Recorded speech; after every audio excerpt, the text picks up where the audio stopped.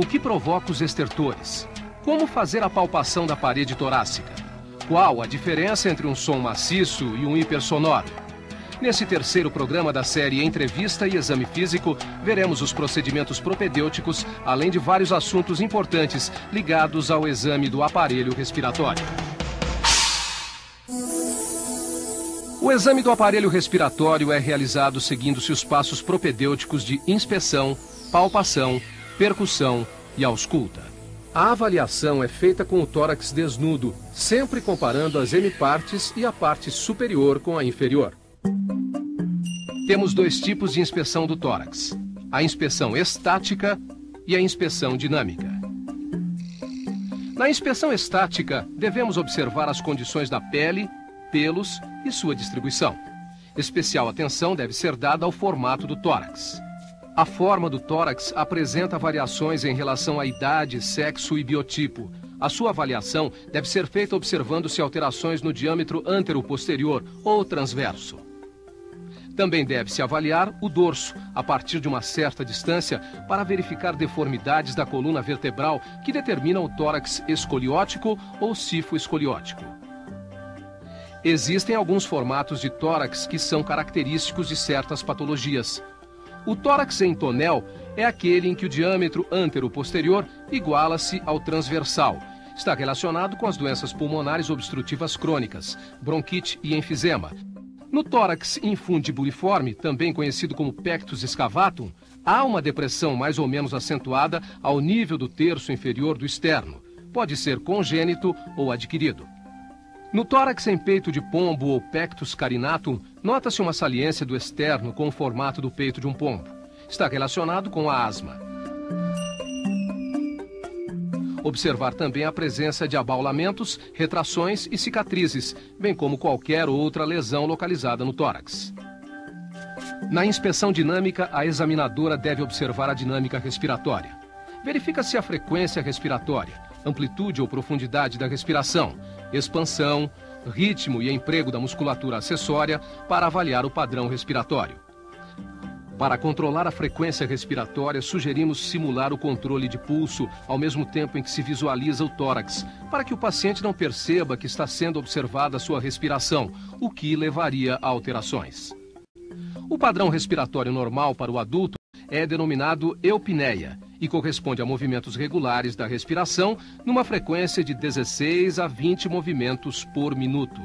A respiração do homem é normalmente mais abdominal do que a da mulher. As possíveis alterações referentes à frequência, amplitude e ritmo são dispneia, bradipneia, taquipneia e hiperpneia. Existem também alguns padrões diferenciados de alterações, como a respiração de Cheyne-Stokes e a de Kussmaul. A dispneia é o estado de desconforto respiratório. Pode ser subjetiva, quando só o paciente a percebe, ou objetiva, quando a dificuldade para respirar torna-se evidente à observação. A dispneia pode aparecer em pacientes com insuficiência cardíaca, doenças pulmonares, edema pulmonar de origem renal ou anemias graves. Bradipneia é a respiração lenta. Ocorre fisiologicamente durante o sono e em atletas. Pode ser provocada por depressão do centro respiratório devido a lesões cerebrais com hipertensão intracraniana e intoxicações exógenas. A taquipneia é a respiração rápida e superficial e aparece em algumas condições patológicas como a febre e lesões pleuropulmonares diversas. Hiperpneia é a respiração rápida e profunda, que é fisiológica após exercício intenso. Pode ser causada por ansiedade, acidose metabólica ou lesões neurológicas. A respiração de Cheyne-Stokes é também chamada de dispneia periódica, onde períodos de respiração profunda alternam-se com períodos de apneia. Pode ocorrer em recém-nascidos cujo centro respiratório encontra-se imaturo, ou em pacientes com insuficiência cardíaca grave, acidentes vasculares cerebrais, traumatismos crânioencefálicos e intoxicações por barbitúricos ou opiáceos. A respiração de Kussmaul está associada a distúrbios metabólicos como a cetoacidose diabética, uremia e acidoses de outras causas. Caracteriza-se por inspirações rápidas e amplas, intercaladas com curtos períodos de apneia e expirações profundas e ruidosas. Este padrão lembra o de um peixe fora d'água. A tiragem ocorre quando a passagem de ar para um ou ambos os pulmões é dificultada ou impedida, levando à depressão dos espaços intercostais. A localização da obstrução determina a amplitude da área de tiragem, que pode ser restrita, unilateral ou bilateral. Para realizar a palpação da traqueia, a examinadora posiciona o dedo polegar da mão utilizada na palpação em um dos lados da traqueia e os demais dedos do outro lado. A traqueia é suavemente deslocada de um lado para o outro, ao longo de toda a sua extensão, pesquisando-se a presença de massas, crepitações ou desvio da linha média. Normalmente, a traqueia apresenta discreta mobilidade, retornando rapidamente à linha média após ser deslocada.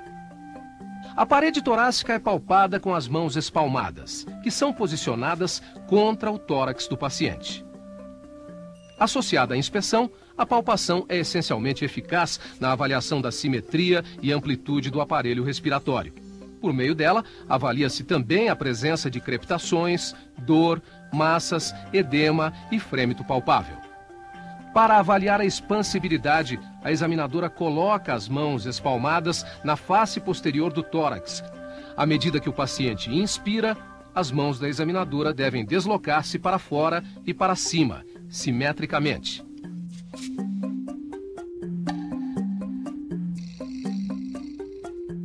Na face anterior do tórax, as mãos devem estar posicionadas margeando as costelas inferiores.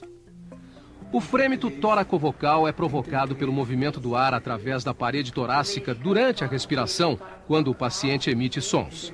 É percebido pelas mãos da examinadora como uma vibração suave. Para avaliá-lo, realiza-se a palpação das paredes do tórax, deslocando as mãos pela face anterior, lateral e posterior, enquanto o paciente pronuncia 33. Compara-se sempre o lado direito com o esquerdo e a parte superior com a inferior. Deve-se identificar e localizar qualquer região com diminuição, aumento ou ausência do frêmito. O frêmito brônquico é provocado pela vibração de secreções nos brônquios de médio e grosso calibres durante a respiração.